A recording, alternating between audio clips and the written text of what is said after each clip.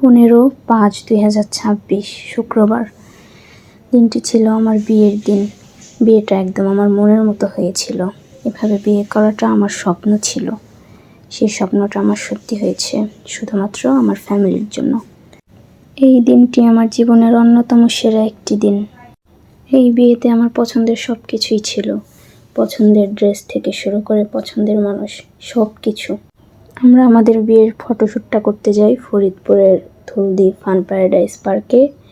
এখানে গিয়ে আমরা অনেক ছবি তুলি, ভিডিও করি। আমাদের বিয়ের ফটোগ্রাফি, সিনেমাটোগ্রাফি এটা সম্পূর্ণ করি। হাজব্যান্ড হিসাবে তার হাত ধরাটা ছিল আমার জীবনের সবচেয়ে সুন্দর সিদ্ধান্ত। যে হাত আদর, ভরসা, আগলে রাখা অনুভব করায় আমাকে।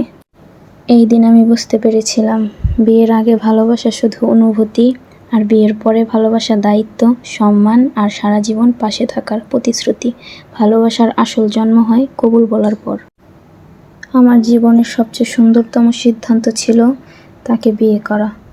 পরিবারের পছন্দে বিয়ে করে আমি জিতে গেলাম। যত্নশীল জীবনসঙ্গী পাওয়া এক ধরনের রিজিক, যা আমি পেয়েছি আলহামদুলিল্লাহ।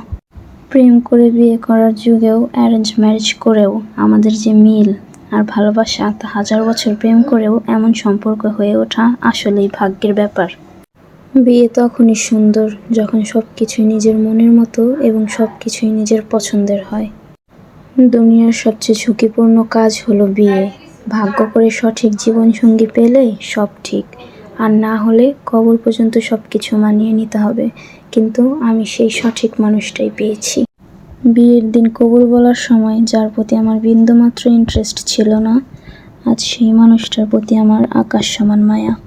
যার আসার কথা কখনো ভাবিই নাই, সেই এসে জীবনটা সুন্দর করে দিয়েছে।